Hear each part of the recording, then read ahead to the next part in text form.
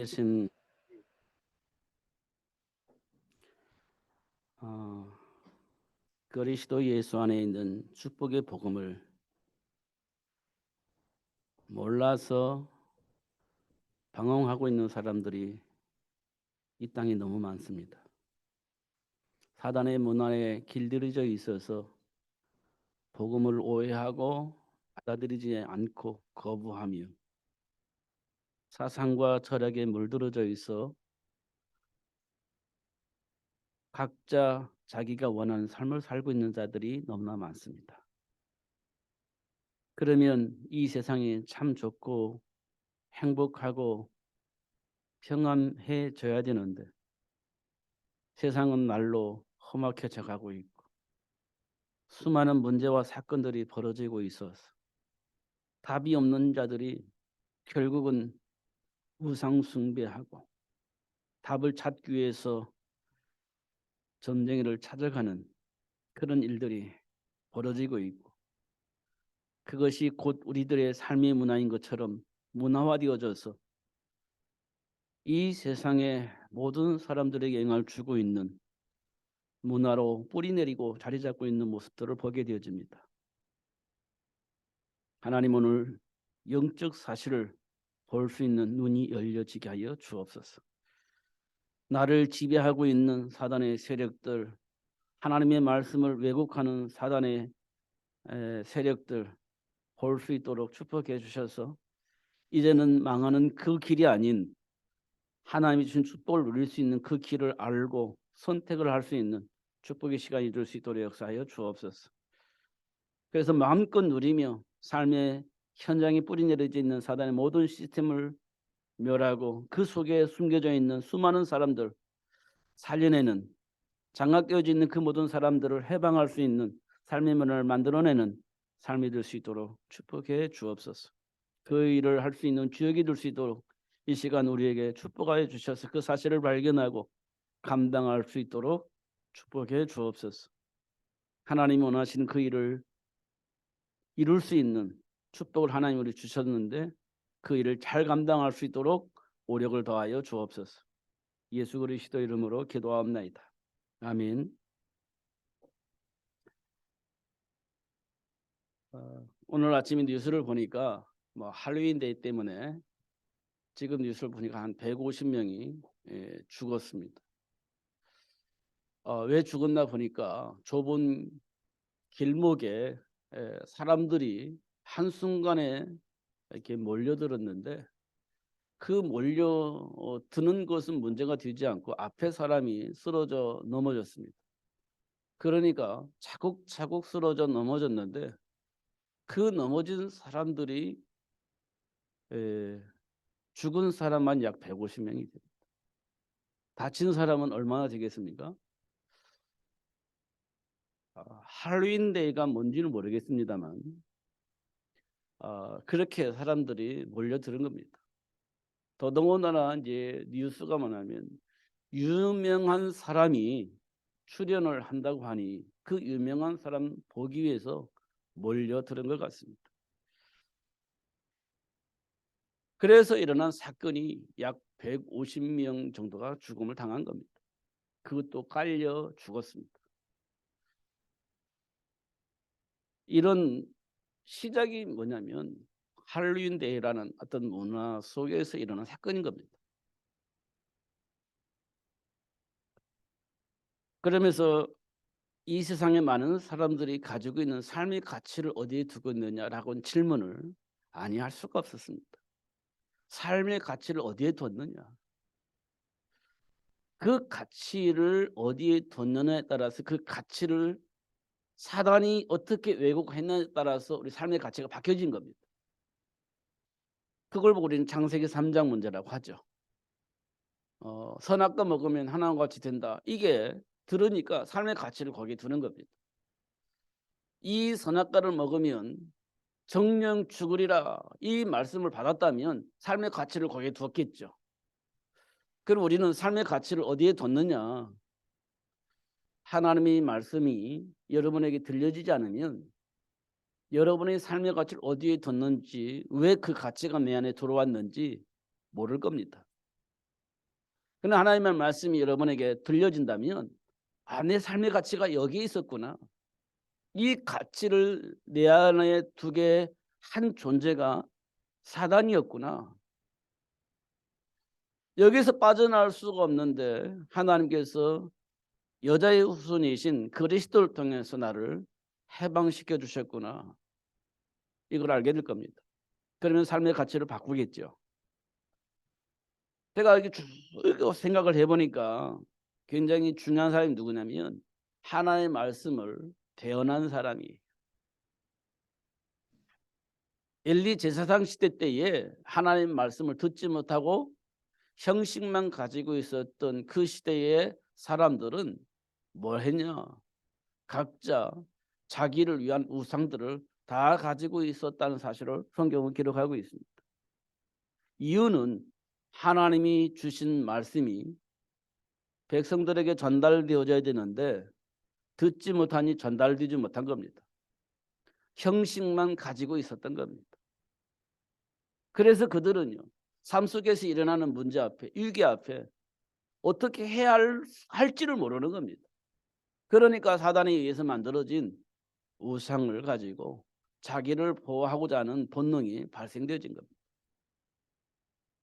그런 현실을 하나님께서 우리에게 보게 하시고 사무엘을 주시고 사무엘을 통해서 소통이 되어지면서 하나님이 준비한 축복을 누릴 수 있게 하니까 백성들은 어떻게 했냐? 자기들이 자기를 보호하고자 하는 본능 속에 가지고 있던 우상을 다 내려놓습니다. 그리고 하나님을 예배합니다. 사무엘이 말한 하나님의 말씀은 땅에 떨어지지 않고 그대로 다 성취되어지도록 하나님이 역사하셨습니다. 그러니 그 말씀 속에 준비된 축복을 알고 있는 백성들은 우상을 숭배할 필요가 없게 되어진 겁니다. 다 내려놓았습니다. 그리고 뭐 했냐? 하나님을 마음껏 찬양하며 예배를 하는 삶의 문화로 바뀌어지게 된 겁니다. 하나님은 지금도 하나님이 원하는 메신저를 축복하시고 하나님과의 소통 속에서 말씀이 증거될 때 삶의 가치를 발견할 수 있도록 축복하실 것이고 더 이상 방황하거나 더 이상 나를 위해서 보호하고자 하는 우상을 숭배하거나 그런 일이 발생되지 않을 겁니다. 그런 삶의 문화를 바꿔야 돼요.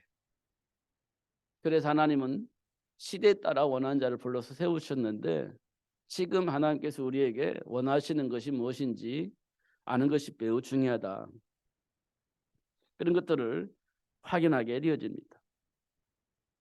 하나님의 역사의 목적과 방향은 분명합니다. 이런 것인가 저런 것인가 방황할 수 없도록 분명하게 하나님이 역사하시는 방향과 목적이 분명하도록 성경은 말하고 있습니다. 삶의 현장에 하나님 준비한 축복을 누리지 못하게 하려고 왜곡하고 속이는 자가 있기 때문에 분명하게 말씀을 주셨고 그 말씀이 성취되어지도록 하시는 하나님의 역사를 보는 겁니다. 하나님은 분명해요. 전혀 갈등할 수 없을 만큼 분명하게 말씀을 주셨고 그 말씀이 성취되어지도록 역사합니다. 근데 우리가 왜 그렇게 갈등합니까? 왜곡하는 자, 속이는 자가 있는데 그 사단이 왜곡하여서 우리를 혼란하게 만드는 겁니다. 그게 감정이에요. 그게 우리가 가지고 있는 경험이에요. 그걸 통로로 삼고 우리를 왜곡하는 겁니다. 우리가 가지고 있는 체질이에요. 그걸 통로로 삼아서 하나님의 말씀을 왜곡하는 겁니다. 그러면 우리가 그게 맞는 줄 알고 착각을 하고 흔들리는 겁니다. 하나님이 원하시는 삶을 알아요. 그런데 우리는 감정 때문에 그 길을 못 가요. 우리가 가지고 있는 선입견 때문에 그 길을 선택하지 못합니다. 그게 사단의 왜곡입니다. 아담과 하와가 선악과 따먹은 것은 사단의 왜곡 때문에 그랬습니다. 아브라함이 기근 만났을 때 애굽으로 간 것은 사단에 의해서 만들어진 어떤 삶의 경험 때문에, 체질 때문에 그렇게 선택을 하고 있는 것을 볼 수 있습니다. 베드로도 예수님을 저주하면서 모른다고 한 이유는 그것이 내가 살 길이라고 알고 있었기 때문에, 그것이 내 안에 깊이 무의식 속에 뿌리 내려졌기 때문에 살기 위해서 그런 선택을 할 수밖에 없었던 겁니다. 그 배경엔 사단에 의해서 만들어진 그 뿌리가 있었습니다. 그걸 통로로 삼고 사단은 공격을 해온 겁니다. 당연히 당하게 되어지는 겁니다. 우리 삶 속에서 그런 일들이 수없이 벌어지고 있습니다. 그런데 우리는 당연하게 선택을 하고, 당연하게 또 언약 붙잡고 기도하고, 또 현장에 나가면 당연히 또 그런 선택을 하는 반복적인 일들이 벌어지고 있습니다. 그러면서 우리는 낙심하는 거예요. 왜 나는 안 될까? 안 되는 게 아니고요, 근본을 우리는 봐야 됩니다. 응답을 안 하시는 게 아니라 근본을 우리가 모르고 있기 때문에 그래요.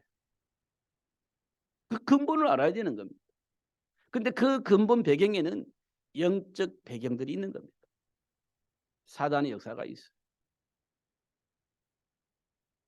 그 사단의 역사는 하나님을 무시할 수 있을 만큼, 하나님의 말씀을 듣고 깨닫지 못할 만큼 감정을 통해서 우리를 속이고 있는 겁니다. 우리가 그 감정을 이길 수 있어요? 없습니다. 우리가 그동안 살아온 체험들 넘어설 수 있을까요? 없습니다. 말씀을 믿을 때 그걸 넘어설 수 있는데, 말씀을 알고 있지만 안 믿기 때문에 넘어설 수 없는 겁니다. 내가 가지고 있는 사상 넘어설 수 있나요? 못 넘어섭니다. 하나님의 말씀을 믿을 때 그걸 넘어설 수 있는 겁니다. 알고 있는 것 가지고는 못 넘어서요. 믿어야 넘어설 수 있는 겁니다. 믿음이 없이는 하나님 기쁘시가 할 수가 없어요. 믿는 자들에게는 표적이 따른다고 했습니다. 중요한 것은 믿음이에요. 아는 것을 믿음으로 착각하면 안 돼요. 아는 것은 아는 것뿐입니다. 믿어야 되는 겁니다. 저와 여러분은 이 사실을 꼭 기억을 해야 됩니다. 그렇지 않으면 사단에게 속아요. 세상 풍조를 통해서 역사하는 악한 영에게 속게 되죠. 그러므로 하나님은 인간에게 분명한 삶의 이유를 말씀을 하시면서 너희는 온 전에 다니며 만민에게 복음을 전파하라. 그리고 내가 세계 복음화를 위해서 준비된 어린 양이 있는데 그 어린 양들을 세계를 복음화할 수 있는 제자로 양육하라. 그리고 모든 민족을 제자로 삼으라. 이 복음이 모든 민족에게 증거되어지면 다시 내가 와서 이 세상을 심판하게 될 것이다. 심판할 것이다. 이렇게 분명하게 말씀을 하셨습니다. 그럼 우리 시간표는 어떤 시간표입니까?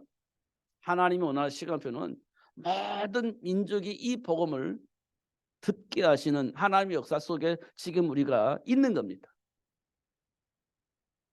그러면 이 복음을 모든 민족의 사람들이 듣게 해야 되는데 복음을 모르는 사람들이 내 삶 속에 있는 겁니다. 그래서 나를 이곳에 보내서 이 사람들에게 이 복음을 전하도록 하셨구나. 이렇게 응답을 받으면 당연히 하나님이 주신 사명을 감당하기 위해서 언약 붙잡고 할 것입니다.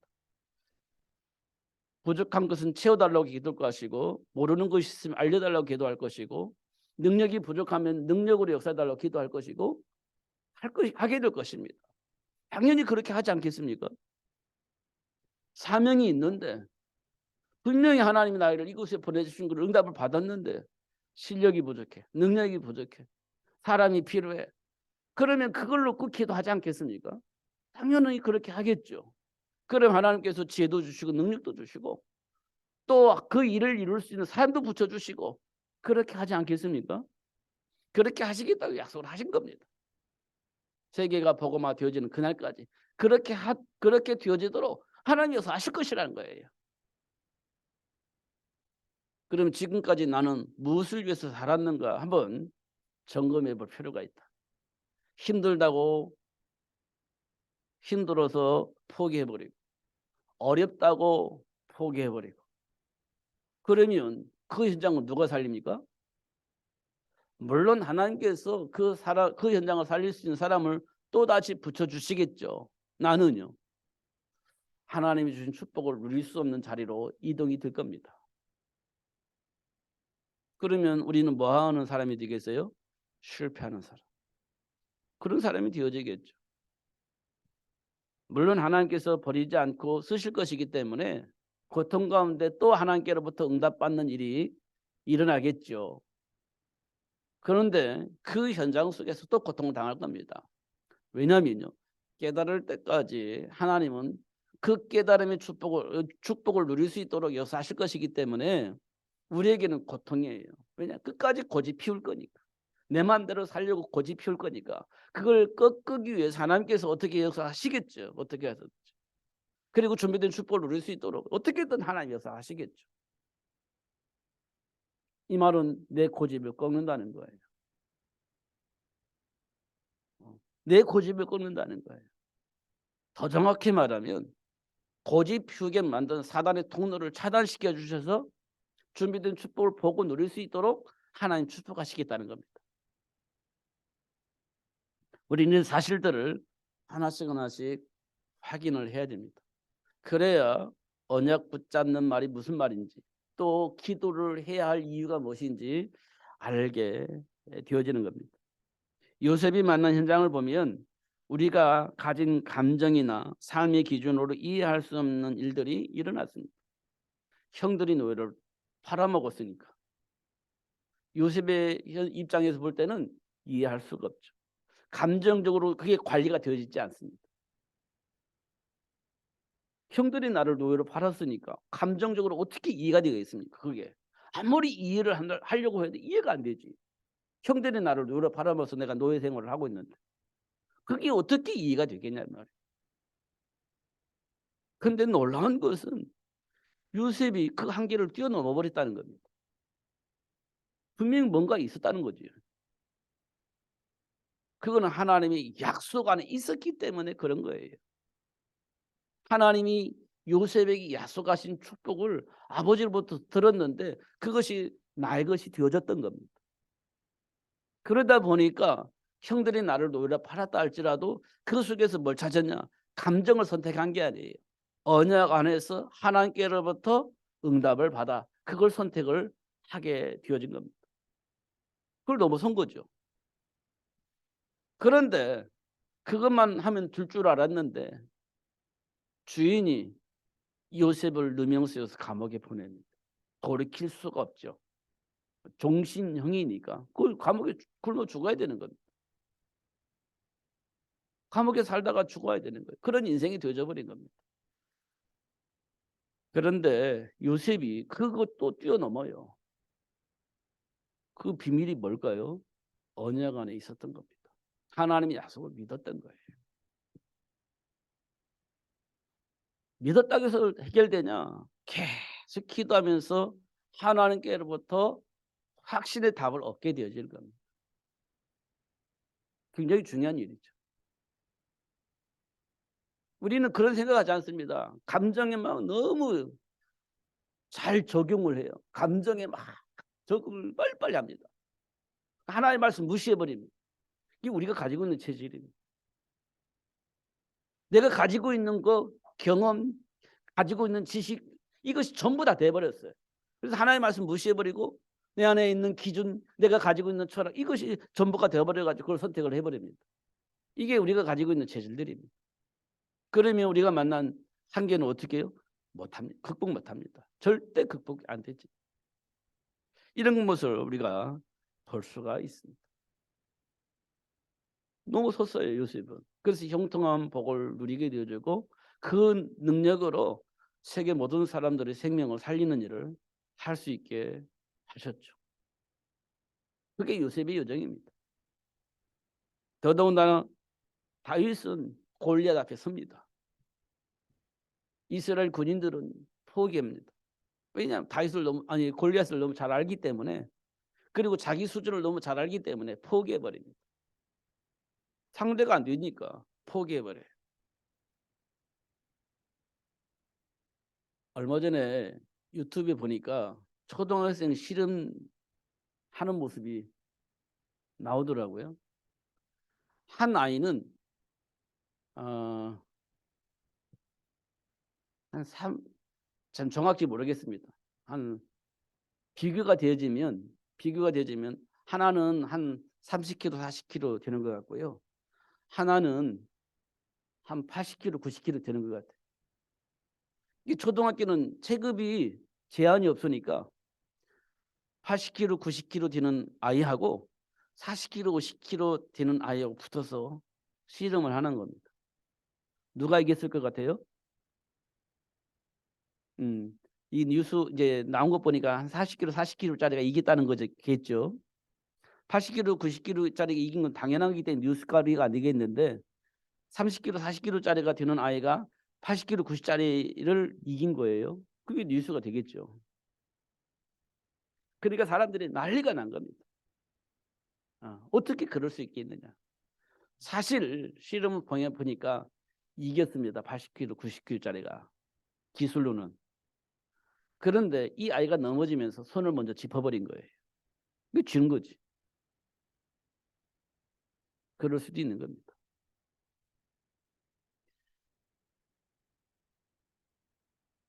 골리앗을 향해서 이스라엘 군인들은 깨우면 안 된다 생각하고 포기해버린 겁니다.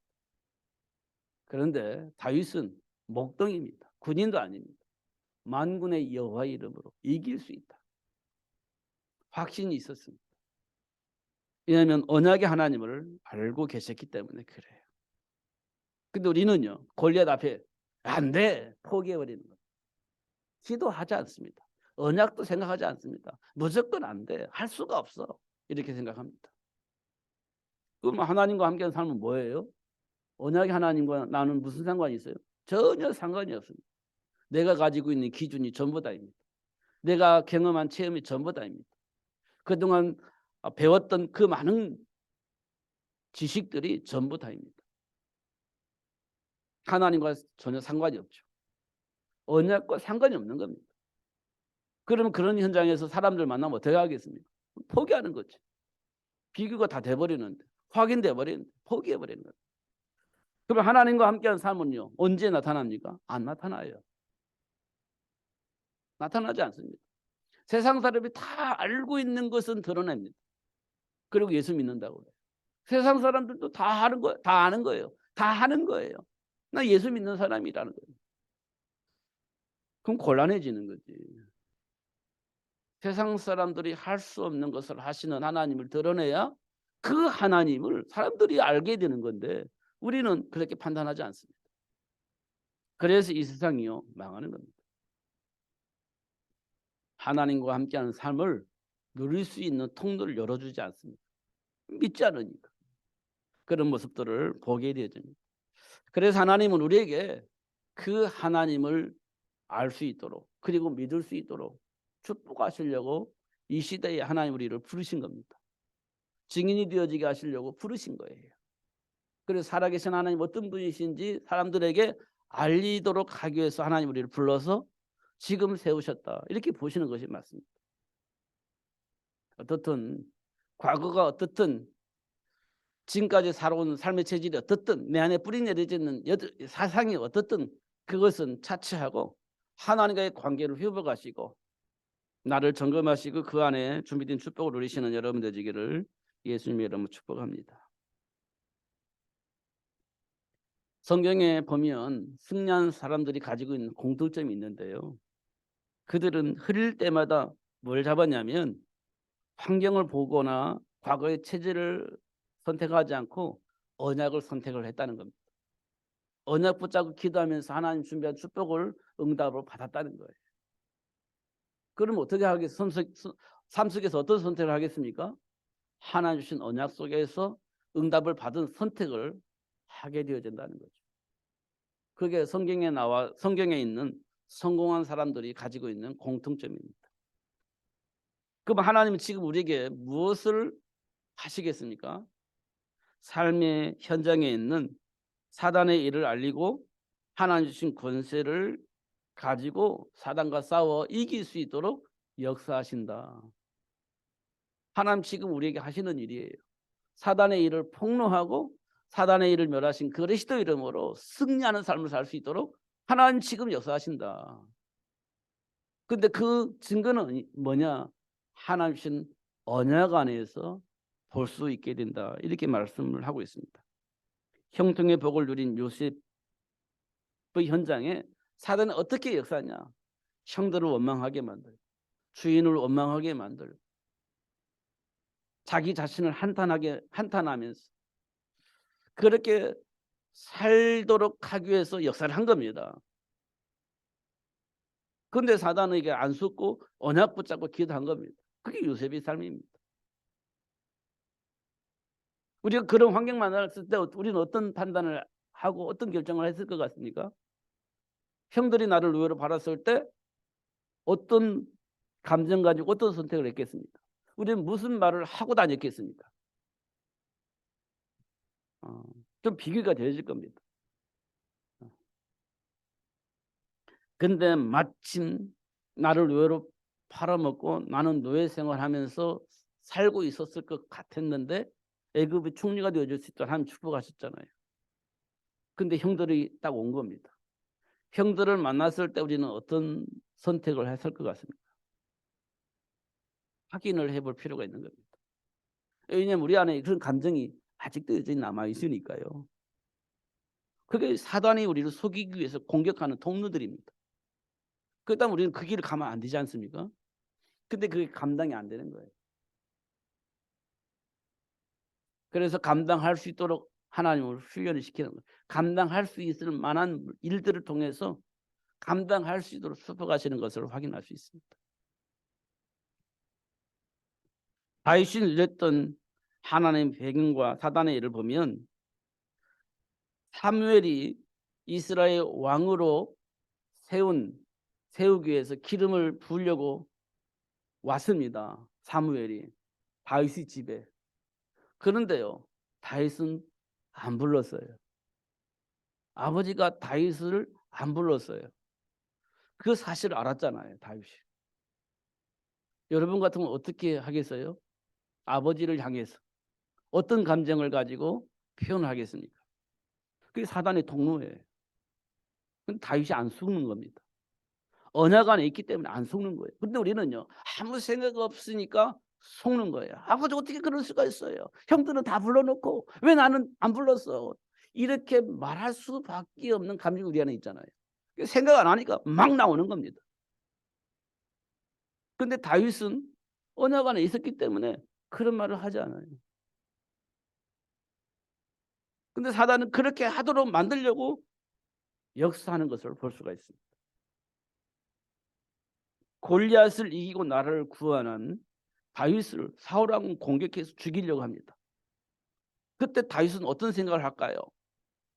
저 사울 왕을 죽이고 내가 왕좌를 차지할 거야. 이런 감정을 가질까요? 우리는 분명히 그런 생각을 할 것 같아요. 왜냐?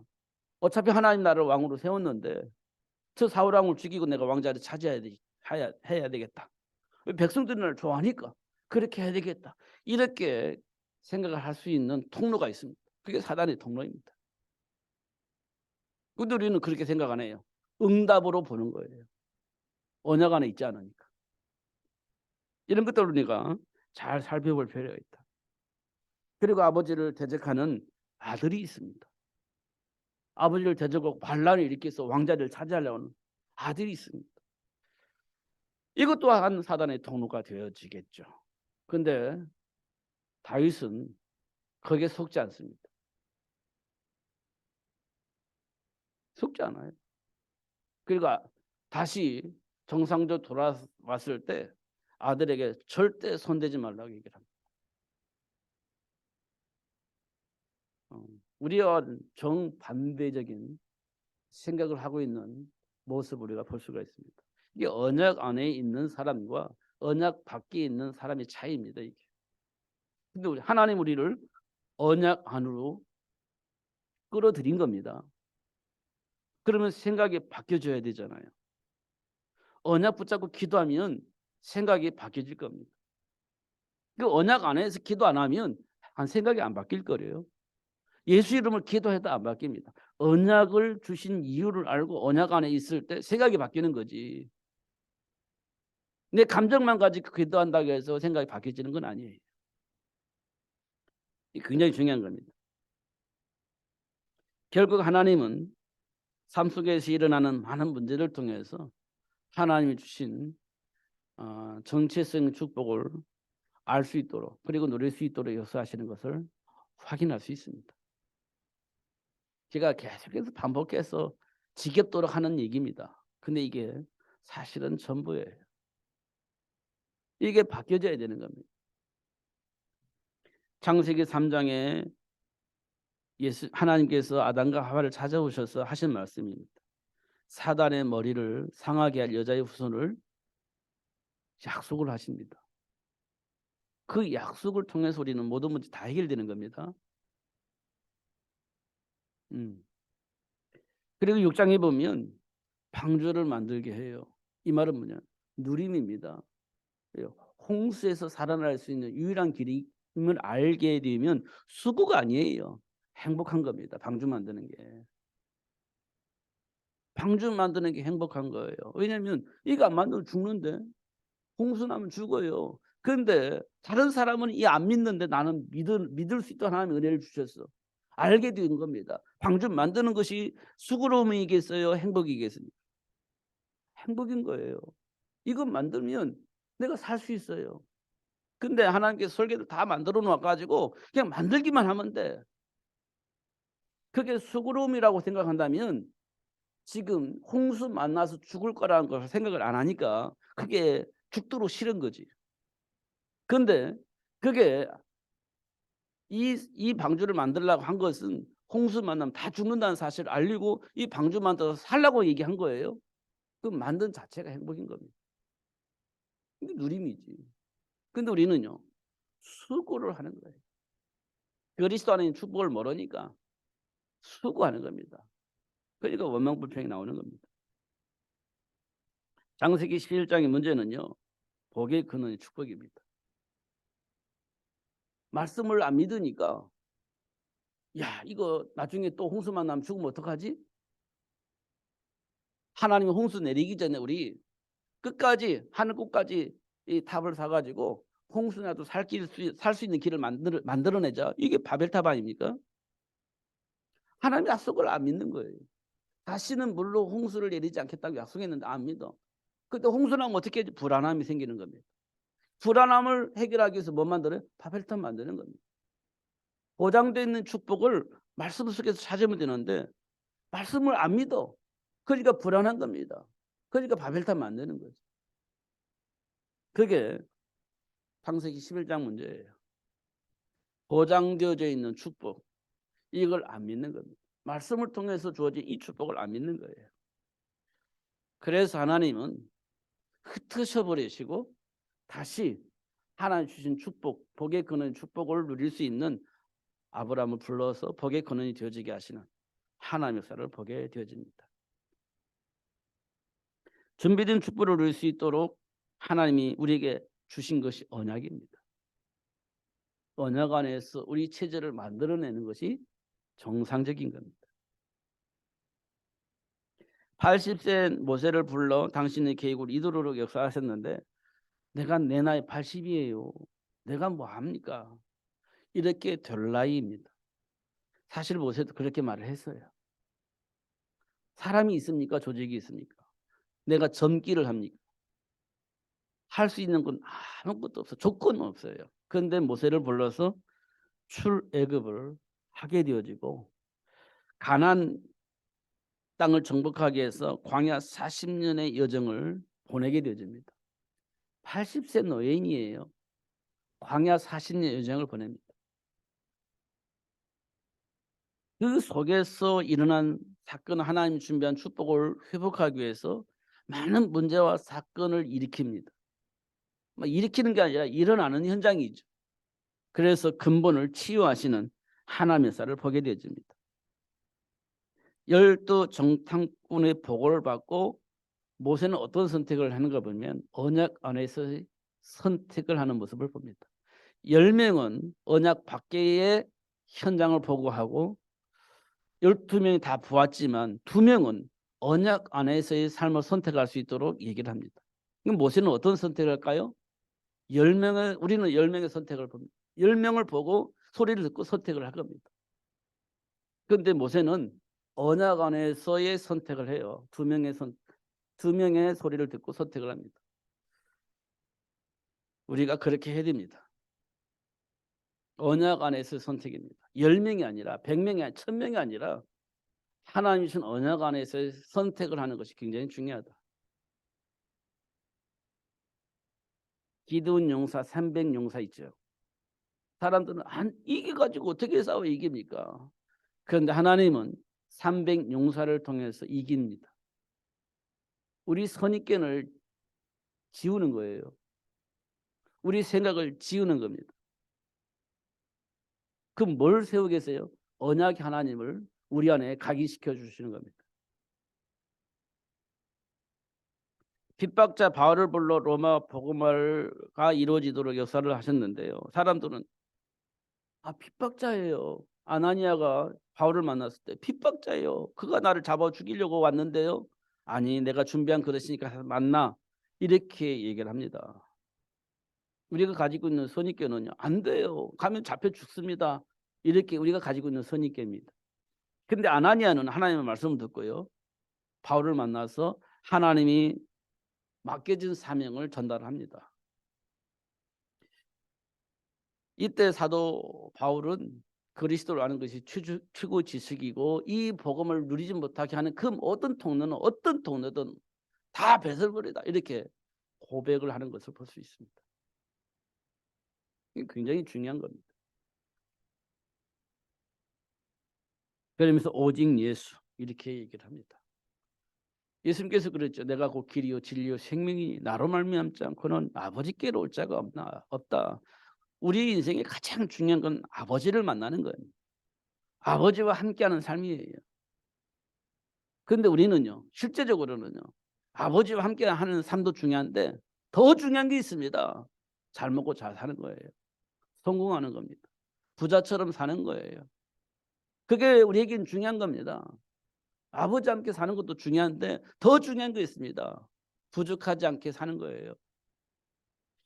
그런 하나님의 말씀을 받을 수가 없는 겁니다. 그런데 사도 바울은 그리스도를 알고 나니까 배설물, 오직 예수 이렇게 되어지게 하는 것을 볼 수 있습니다. 세계 복음화를 위해서 하나님은 지금도 역사하고 계시는데 세계 복음화가 되어지도록 모든 걸 다 준비해 놓으시고 축복하셨어요. 요셉이 노예가 되어졌을 때도 형통한 복을 누렸죠. 이 말은 현장을 살릴 수 있는 복을 하나님이 준비해 놓으셨고 언약 가지고 있는 요셉에게 발견하여 누릴 수 있도록 하셨다는 거예요.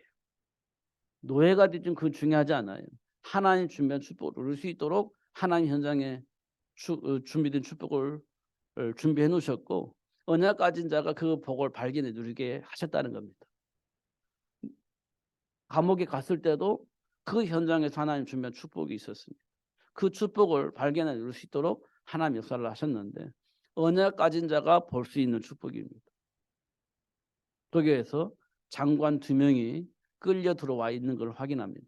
그게 이제 준비된 축복이에요. 술 맡은 장관, 떡 맡은 장관. 한 사람은 죽고 한 사람은 사는 겁니다. 그게 하나님 준비한 축복이에요. 그걸 보게 되는 겁니다. 그러나 그렇지 않으면 우리는요. 나는 왜 그럴까? 지지리도 않는데 이렇게 생각을 하면 아무것도 안 되는 거예요. 하나님은 지금 우리와 함께 하시면서 세계 복음화가 되어질 수 있는 제자가 되어지기를 원하고 삶의 현장에 있는 삶의 문화를 세계를 복음화할 수 있는 문화로 바꾸기를 원하고 있습니다. 그거를 삶 속에서 만난 문제 앞에서 응답을 받기를 원하시는데 우리는 선입견 때문에 그걸 못 보는 겁니다. 예수님이 공생의 기간 동안에 찾아간 현장을 보면 귀신 들려 고통당하고 있는 공동묘지에 있는 청년을 찾아갑니다. 그 청년 누구에게 장악되어 있죠? 귀신에게 장악되어 있는 겁니다. 누가 해결해? 해결할 수 있는 아무도 없어요.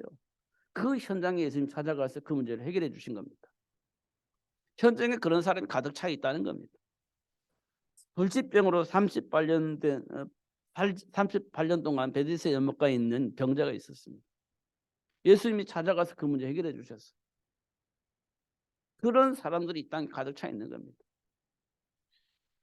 같은 유대인으로서 왕따당하고 있는 세리마타를 찾아갑니다.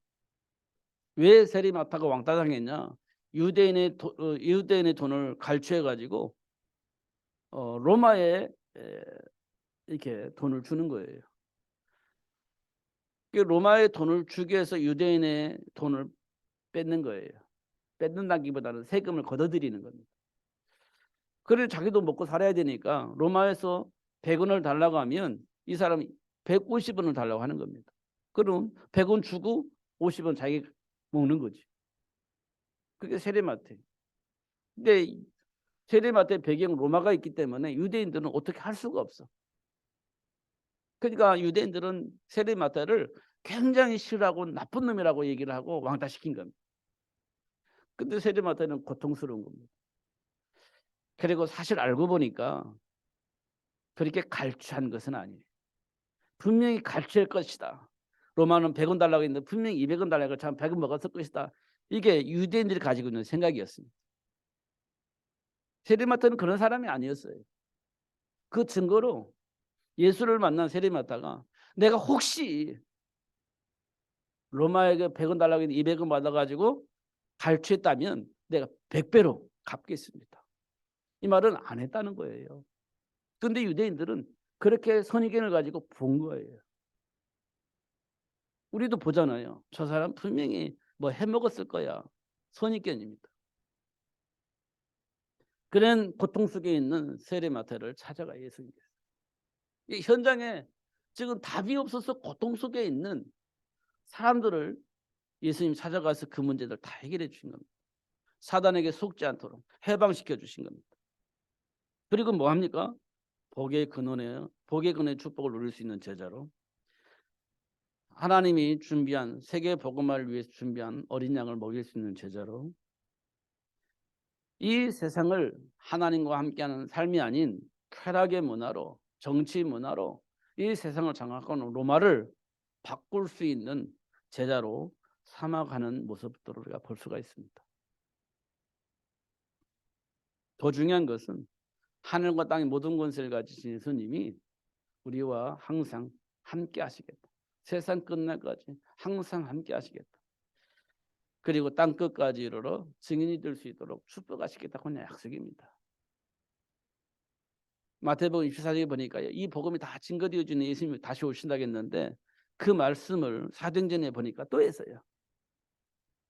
너희들이 본 그대로 내가 다시 이 땅에 올 것이다. 근데 그때가 언제냐? 이 복음이 모든 민족에게 다 증거되어진 이후다. 이렇게 얘기를 합니다. 그 하나님 우리를 왜 부르셨을까요? 그 일을 하라고 부르신 거예요. 그 일을. 그냥 죽으라 그 일을 하라냐? 아니야. 그 일을 할 수 있도록 축복하시겠다는 얘기입니다. 그 일을 할 수 있도록 축복하시겠다는 거예요. 그러면 그 일을 안 하면 그 복을 어디다 쓰겠습니까? 다른 데 쓰겠지. 그 일을 위해서 하나님 축복해 주셨다면 그 축복을 어디다 쓰겠습니까? 그 일에 쓰겠지. 우리 생각을 잘 살펴봐야 됩니다. 하나님의 복을 주신다면 어떻을 것이냐. 하나님이 나 복을 주실 거야. 왜? 이유가 있어. 분명한 삶의 가치를 가지고 있느냐. 흔들리지 않는 삶의 가치를 가지고 있느냐. 이게 굉장히 중요한 겁니다. 이 사실들을 삶 속에서 꼭 확인하시고 점검할 수 있도록 하나님이 역사하실 겁니다. 응답을 받으시고 누리시면서 승리하시는 여러분 되시기를 예수님 이름 축복합니다. 기도하겠습니다.